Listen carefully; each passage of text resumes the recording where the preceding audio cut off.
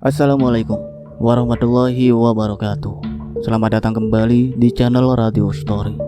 Masih bersama dengan saya Mas Al. Untuk kali ini saya akan menceritakan sebuah cerita yang berjudul Ambu. Cerita ini adalah kisah nyata yang ditulis oleh akun Facebook bernama Kang Asep Hidayat. Tentunya nama dan tempat disamarkan agar menjaga privasi dalam toko tersebut. Kemarin tentang anak yang dibuang, sekarang seorang ibu yang ditumbalkan demi harta loh.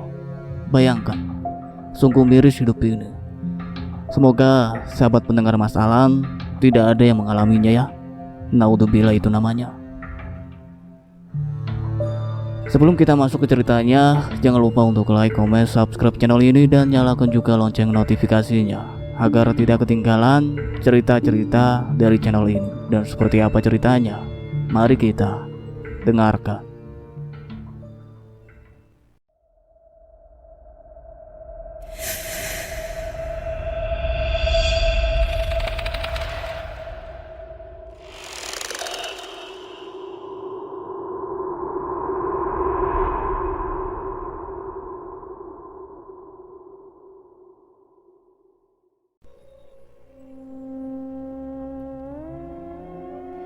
Ibu. Seorang ibu tentunya sosok orang yang paling berharga dalam hidup ini bagi setiap manusia di muka bumi ini. Begitu besar jasa serta pengorbanannya bagi kita semua. Bahkan seorang ibu rela mengorbankan jiwa raganya hanya untuk anak-anaknya. Namun, bagaimana jika seorang ibu mendapat perlakuan buruk dari anak-anaknya setelah anak-anaknya tumbuh dewasa? Justru anak-anaknya menganggap seorang ibu yang telah renta tak berdaya sebagai sampah tak berguna yang hanya merepotkan saja. Tahun 1980, di satu desa yang asri dan nyaman khas pedesaan yang mayoritas penduduknya sebagai petani di sawah. Semua pasti bisa membayangkan bagaimana indahnya desa itu dengan lingkungan persawahan. Marfu'ah, atau yang biasa warga tetangganya memanggil dengan sebutan Wa'a'ah. Wa'a'ah seorang janda dengan anak berjumlah 5 orang. Walau seorang janda dengan 5 orang anak, dia tidaklah susah dalam hidup, karena ia istri seorang tuan tanah di desa itu. Tentunya memiliki sawah dan ladang yang luas. Sepeninggalan suaminya, selain Wa'a'ah tidak muda lagi, juga memang ia memutuskan untuk tidak bersuami lagi. Kelima anaknya semua sudah menikah dan memiliki anak. Dari 5 orang anak diantaranya 3 orang laki-laki dan 2 orang perempuan, yaitu Popon, Cecep, Tatang, Asi dan Subagja. Wa'a'ah langsung membagikan warisan kepada kelima anak-anaknya itu tak lama setelah suaminya meninggal. Dengan pertimbangan anak-anaknya sudah dewasa semua, juga mumpung ia masih hidup, ia takut jika belum dibagikan suatu saat ia meninggal dunia, anak-anaknya akan ribut karena harta orang tua. Waktu terus berjalan sebagaimana mestinya. Demikian pula dengan Wa'a'ah beserta kelima anaknya. Wa'a'ah semakin tua dan renta. Secara fisik Wa'a'ah mulai lemah. Ia tinggal sendiri di rumah tua namun dengan ukuran besar. Sudah berapa kali anak-anaknya mengajak untuk tinggal bersama mereka. Namun yang namanya orang tua, semewah apapun anak-anaknya tidak akan merasa betah. Ia lebih betah di rumah walau harus sendiri. Selagi masih hidup tentunya tak akan pernah putus dari suatu permasalahan. Walau tentunya setiap manusia inginnya selalu bahagia. Demikian pula dengan Wa'a'ah. Di hari tuanya ia masih saja harus dihadapkan dengan bermacam masalah. Di antaranya masalah yang terjadi pada anak-anaknya. Tatang anak keempat Wa'a'ah yang selalu saja bermasalah. Dan masalahnya selalu saja berkaitan dengan masalah perekonomian. Walau semua anak sudah mendapatkan bagian harta warisan, memang Tatang tidaklah merupakan anak yang berperilaku urakan atau biasa dikenal dengan sebutan preman. Namun ia ingin selalu hidup wah dari yang lainnya. Dengan demikian anak-anak dan istrinya secara otomatis terdidik seperti itu pula. Dengan pendapatan atau penghasilan di kampung tentunya tidak akan sesuai dengan gaya hidup mereka. Dan akhirnya besar pasak dari tiang. Seiring berjalannya hidup, anak-anaknya Tatang tumbuh semakin besar dan dewasa. Semakin besar pula pengeluaran. Sudah pasti akhirnya Tatang semakin susah. Tatang semakin kewalahan dalam memenuhi kebutuhan rumah tangganya. Secara perlahan asetnya berkurang karena dijual untuk memenuhi hasrat gaya hidup hingga semua habis. Tatang bingung harus tinggal di mana bersama anak dan istrinya karena ia sudah tidak punya apa-apa lagi. Hingga suatu sore Tatang bersama 3 anaknya serta istrinya datang ke rumah ibunya, yakni Waa. "Assalamualaikum, Ambu," ucap salam Tatang setibanya di depan rumah Waa. Tak lama berselang terdengar suara jawaban salam dari dalam serta membuka pintu. "Waalaikumsalam. Kamu Tang? Hayo masuk atuh. Ambu baru selesai sholat." Demikian jawab Waa. Tatang dan keluarganya masuk ke dalam, lalu menyalami ibunya yang biasa mereka memanggilnya dengan sebutan Ambu. "Dari mana kalian bawa tas banyak ini, Tang?" tanya Waa merasa heran karena mereka datang dengan membawa tas besar dan banyak. "Begini Ambu, kami mau tinggal bersama Ambu di rumah ini karena kami sudah tidak punya apa-apa lagi, semua sudah habis," jawab Tatang kepada ibunya. Mendengar jawaban dari Tatang, sejenak Waa terdiam, lalu ia berkata, "Ambu dari dulu sering bilang sama kalian, jangan kalian berpoya-poya, hiduplah sederhana, biar hidup kalian cukup dan bahagia." Demikian ucapannya kepada mereka. Mendengar ucapan Waa, terlihat Atik istri Tatang merasa tidak senang dan berkata, "Ambu ulang ngomong begitu. Bukan kami berpoya-poya. Kang Tatangnya saja tidak bisa cari uang banyak." Demikian ucap Atik keras sembari melangsungkan muka ke arah lain. Mendengar dan melihat sikap sang menantu kepadanya, Waa hanya diam. Sesaat kemudian kembali berkata, "Mungkin saja Tatang tidak bisa cari uang banyak untukmu. Karena itulah seharusnya kalian bisa menghemat serta menggunakan yang ada sebaik mungkin. Ya sudah, bawalah masuk ke kamar barang-barang kalian," ujar Waa. Enggan membahas lebih jauh lagi sembari Waa beranjak melangkah masuk ke dalam kamarnya. Sebulan sudah Tatang beserta anak dan istrinya tinggal bersama Waa. Semakin terlihat keburukan sikap dan perilaku istri dan anak-anaknya. Sedang segala kebutuhan mereka sudah pasti Waa yang menanggung, karena Tatang memang belum mendapat pekerjaan. Bagi Waa tidaklah masalah, namun untuk hidupnya sendiri saja selama ini semua ditanggung anak-anaknya yang lain. Belum lagi urusan memasak, serta bebersih rumah tetap Waa yang mengerjakan. Istri Tatang tidak pernah mau membantu apalagi dengan anak-anaknya. Suatu malam yang terasa sunyi, karena memang demikianlah suasana di pedesaan, namun ketenangan dan kesunyian malam itu terusik oleh suara gaduh di kamar Tatang. "Aku capek Kang hidup seperti ini terus. Miskin tak punya apa-apa, tinggal saja sama mertua. Cerewet pula emak Akang itu," ucap Atik kepada Tatang di kamar. Jaga mulutmu itu. Semua ini ya karena ulahmu yang suka hidup poya-poya. Ambu sudah banyak berkorban untuk kita, jadi tak pantas kamu menghina Ambu. Pungkas Tatang merasa tidak senang dengan sikap istrinya, apalagi menghina Ambu, ibunya yang selama ini sudah banyak berkorban untuknya. "Loh, kok jadi nyalahin aku? Akangnya aja yang tak pandai cari duit. Usaha kek seperti orang," jawab Atik tak kalah sengit.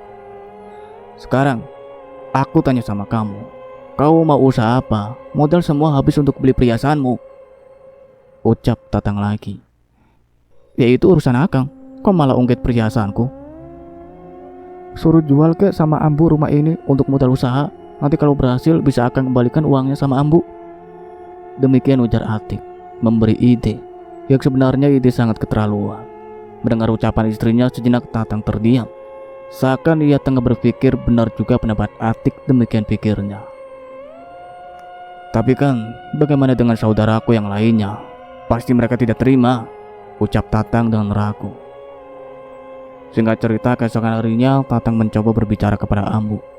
Mendengar permintaan Tatang tentu saja membuat Ambu terkejut dan berkata, "Tatang, sungguh tega kamu lakukan itu. Warisanmu sudah Ambu berikan. Bahkan harta Ambu sisa kalian juga habis sama kamu. Sekarang tinggal rumah ini dan kamu akan menjualnya juga. Ambu tidak mau menjual rumah ini karena itu amanah ayahmu. Ambu yakin ini semua hasutan istrimu." Mendapat penolakan Ambu sungguh membuat Tatang kesal dan marah. Sementara istrinya setiap saat mendesaknya, bahkan mengancam untuk bercerai darinya. Situasi demikian sudah pasti membuat Tatang bingung dan panik. "Mana suamimu, Tik?" Suatu pagi Ambu bertanya kepada menantunya menanyakan Tatang, karena pagi itu Ambu tidak melihat Tatang. "Subuh tadi dia pergi cari usaha, habisnya Ambu tidak mendukung anak sendiri yang lagi susah," ucap Atik ketus. Mendengar ucapan sang menantu, Ambu hanya diam dan melangkah pergi ke dalam kamar, malas melayani sikap dan ucapan menantunya itu. Sehari dua hari Tatang tak juga kembali. Entah kemana Tatang pergi hingga suatu sore Ambu mengeluh sakit.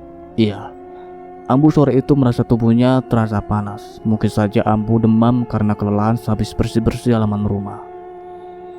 Selepas waktu sholat fardu maghrib, Ambu atau AA nyaris tak dapat bangun. Ia hanya terbaring lemah di kamarnya. "Assalamualaikum, Ambu." Terdengar suara seseorang mengucapkan salam dari depan rumah. Ambu mendengar, namun ia tak dapat bergerak untuk bangun karena memang tubuhnya sangat lemah. Berulang seseorang dari depan mengucapkan salam dan akhirnya pintu dibuka. Atiklah yang membuka pintu. "Oh, Kang Cecep, hayu masuk, Kang," ucap Atik setelah membuka pintu dan ternyata Kang Cecep yang datang abang suaminya. Cecep masuk dan sedikit merasa heran karena rumah itu terasa sunyi. "Pada kemana? Kok sepi? Mana Tatang, Tik?" tanya Cecep ke Atik. "Kang Tatang sudah 3 hari pergi, nggak tahu kemana, Kang," jawab Atik lagi. "Oh, Ambu kemana? Kok nggak kelihatan?" tanya Cecep lagi karena tidak melihat ibunya.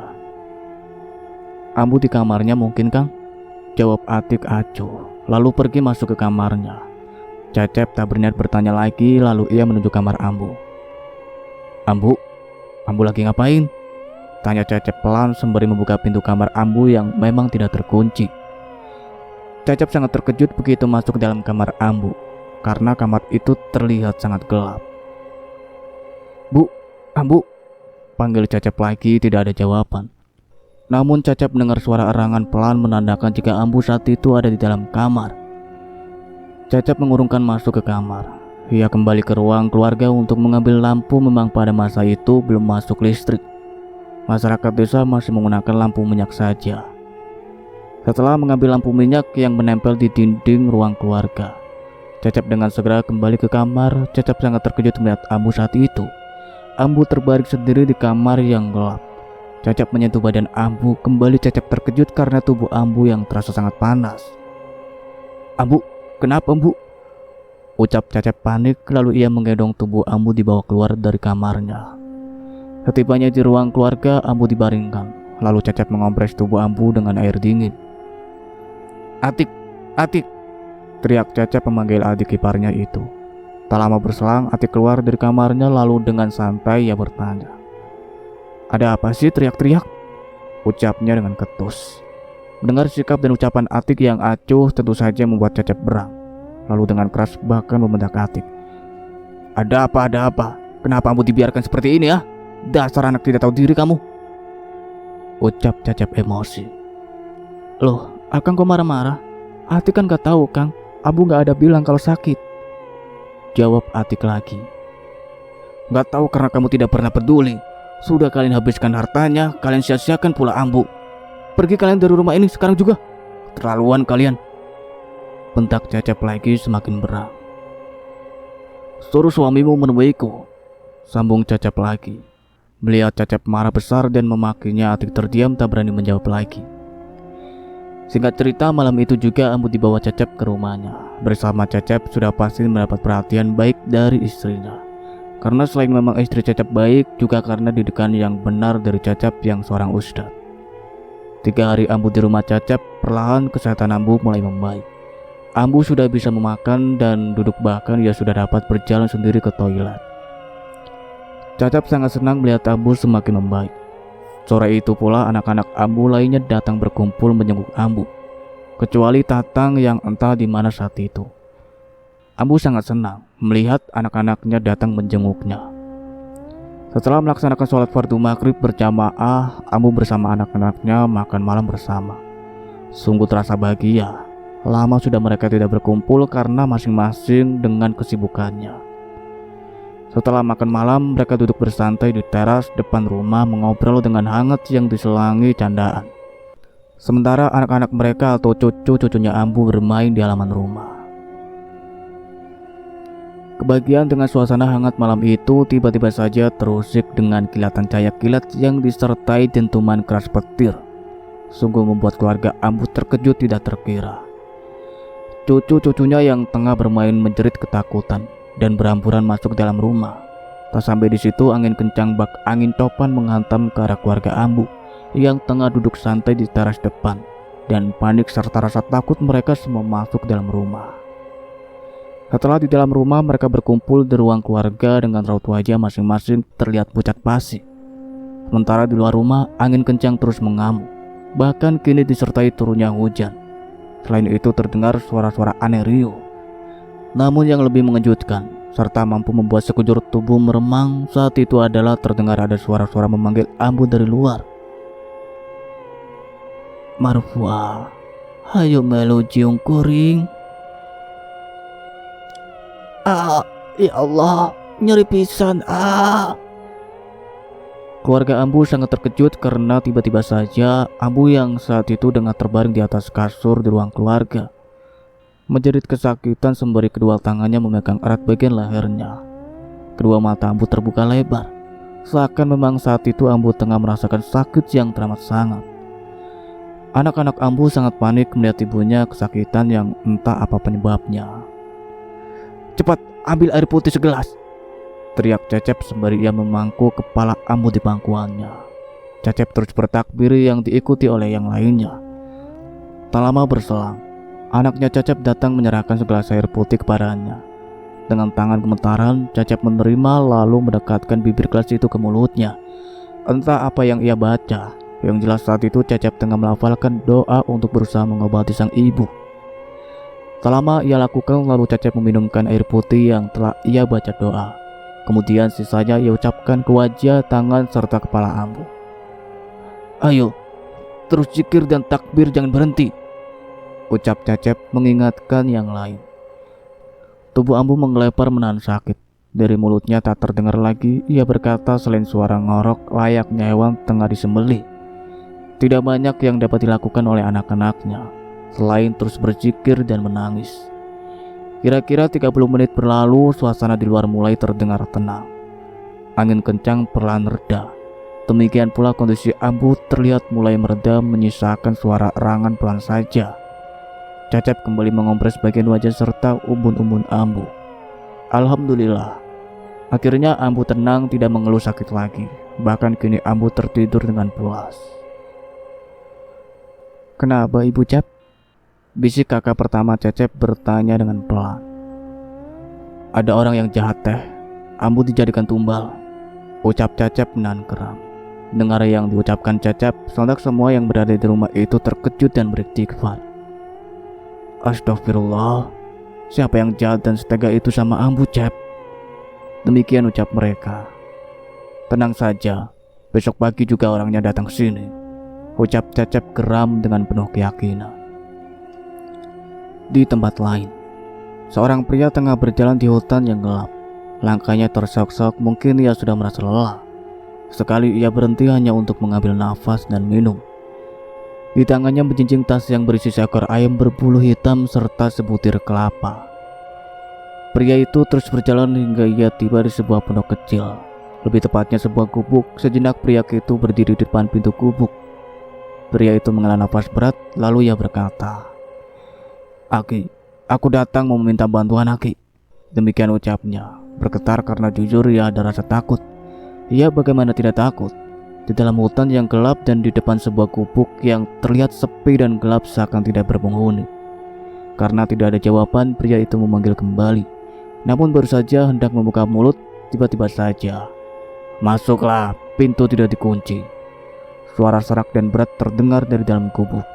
Pria itu sempat terkejut, bahkan ada rasa ragu untuk masuk. Kembali terdengar suara dari dalam gubuk lagi. "Cepat masuk, waktumu tidak banyak di sini." Demikian suara seseorang itu berkata. Iya Aki," ucap pria itu gugup, lalu ia mendorong pintu gubuk dan ternyata benar tidak dikunci. Dengan dada berdebar ia melangkah masuk.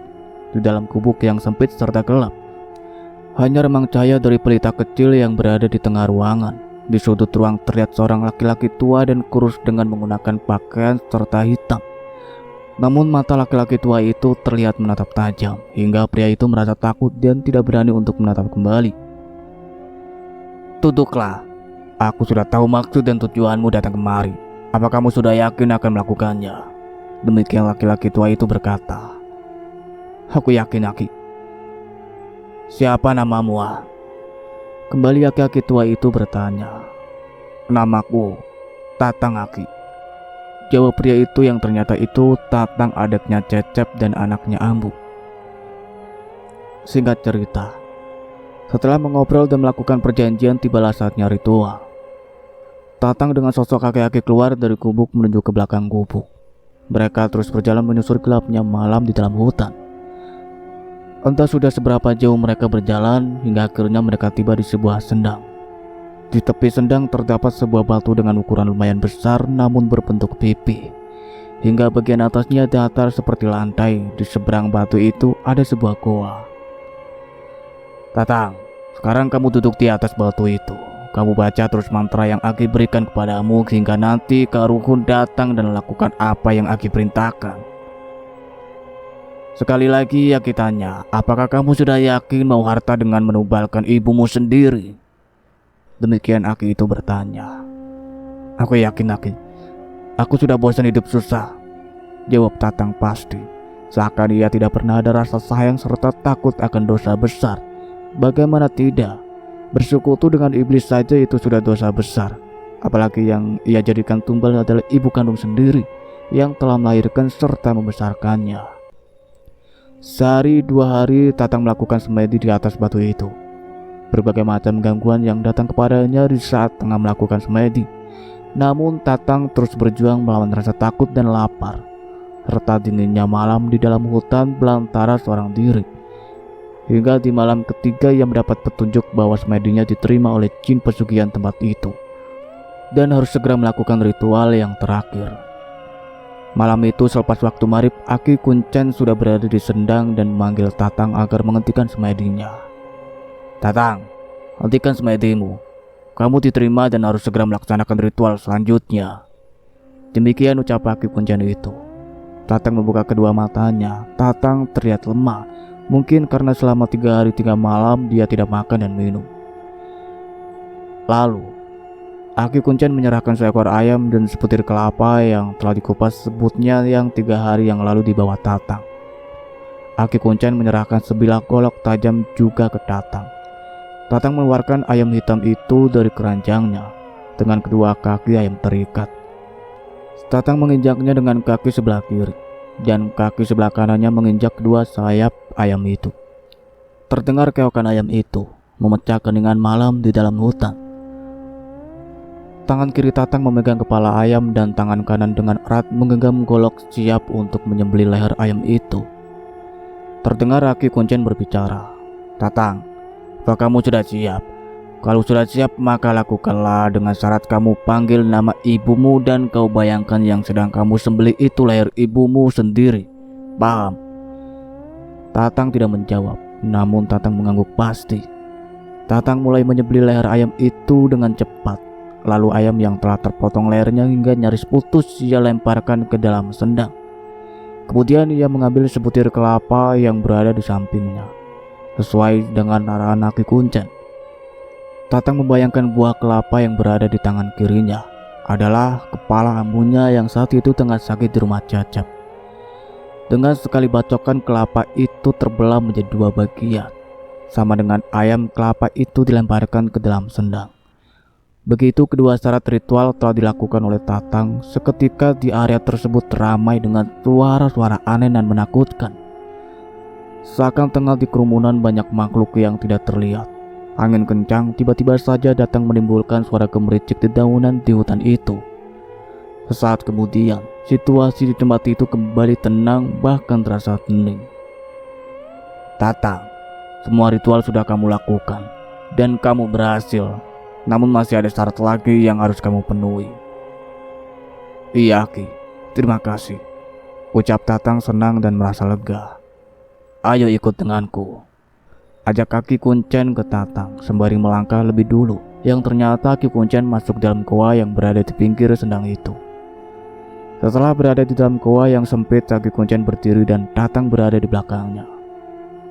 Tatang, kamu lihat di sudut itu ada 3 karung uang. Kamu ambil 1 dan bawa pulang. Dengan syarat kamu pikul dan jangan pernah kamu buka sebelum tiba di rumahmu. Jika kamu melanggar maka semua pengorbananmu akan sia-sia, ujar Ki Kuncen menjelaskan kepada Tatang panjang lebar. Tatang mengangguk pasti dan setuju dan paham apa yang telah disampaikan Ki Kuncen. Singkat cerita, tanpa banyak bicara lagi, Tatang dengan penuh semangat mendekati karung yang dikatakan Ki Kuncen karung itu berisikan uang. Namun saat itu yang ia lihat hanya daun-daun kering saja. Tatang mengangkat 1 karung dan langsung memikulnya dibawa keluar goa. Setibanya di luar goa, Tatang berdiri berhadapan dengan Ki Kuncen. Dan kembali Ki Kuncen mengingatkan Tatang. Ingat, jangan sampai kamu langgar pantangannya. Demikian ucapnya mempertegas kepada Tatang. Lalu Tatang pamitan untuk pulang. Namun terlihat Tatang sedikit kesulitan memikul karung berisikan uang yang saat ini masih terlihat daun semua. Mungkin karena tubuh Tatang sudah begitu lemah.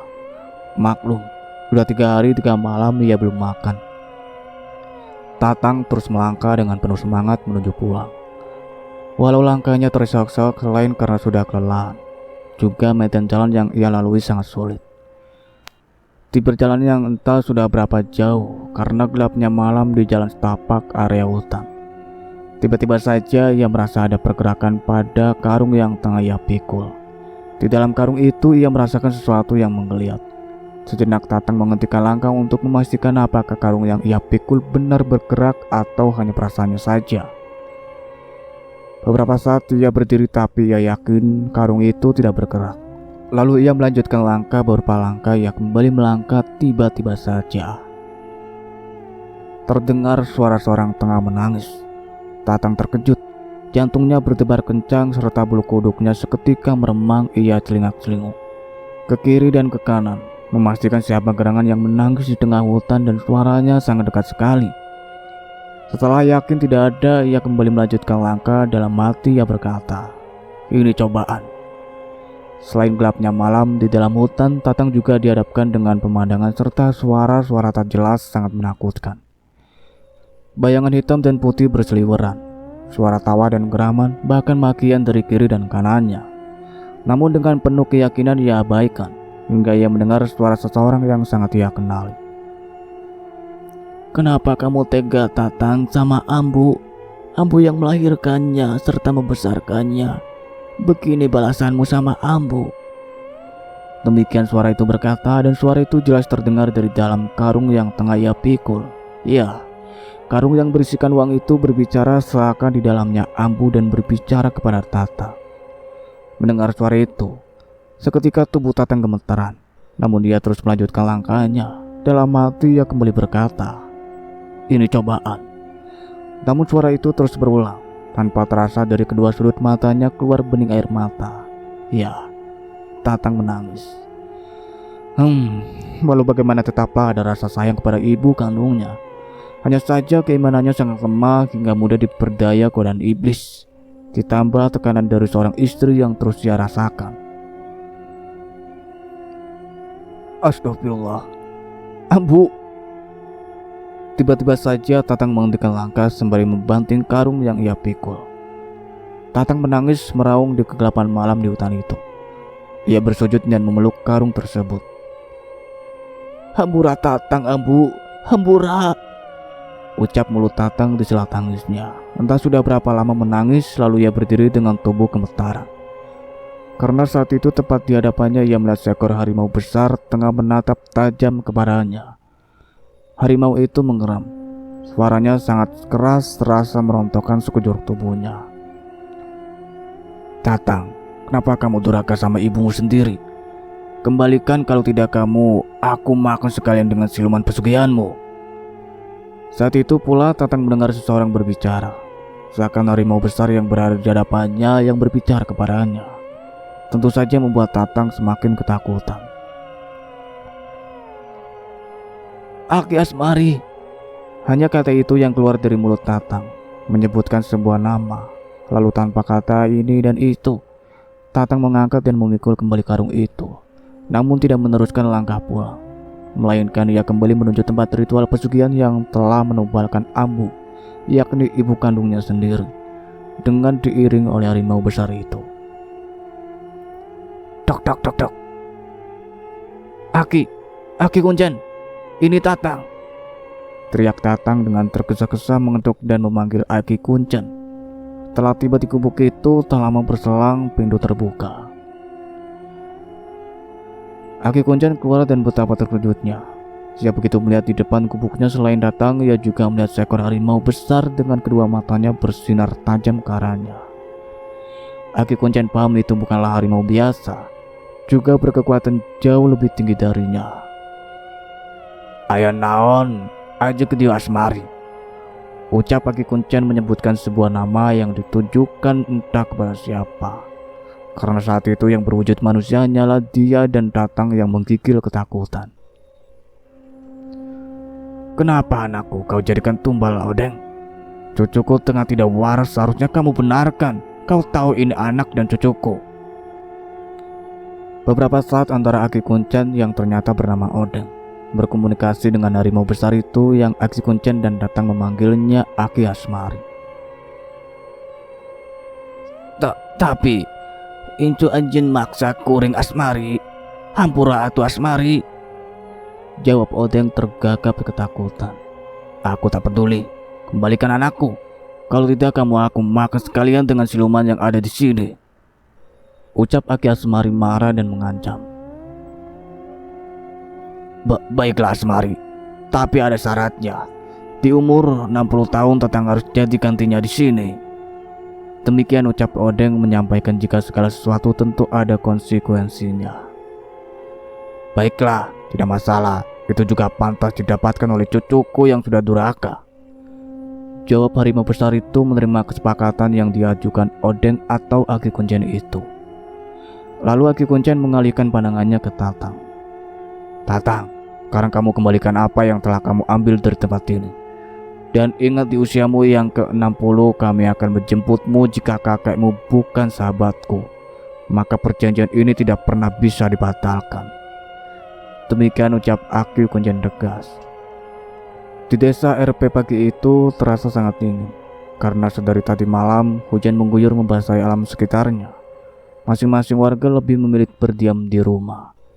Demikian pula dengan keluarga Cecep, di rumahnya tengah ramai karena saudara-saudaranya tengah berkumpul. Di ruang keluarga Ambu terbaring lemah. Ambu tengah sakit walau kondisinya saat itu sudah mulai membaik. Dok. Assalamualaikum, Kang Cecep. Tiba-tiba saja terdengar suara ketukan dari pintu depan. Mendengar ada yang mengetuk pintu dan memanggil namanya. Segera Cecep membuka pintu. Jangan naon maneh datang ke dia, ha? Terdengar suara bentakan Cecep yang tentunya memancing yang lainnya, ingin tahu siapa gerangan yang datang. Dan ternyata yang datang ke rumah Cecep saat itu datang dengan tubuh basah kuyup, serta raut wajah terlihat pucat pasi. Tatang bersujud di kaki Cecep sembari menangis, memohon maaf.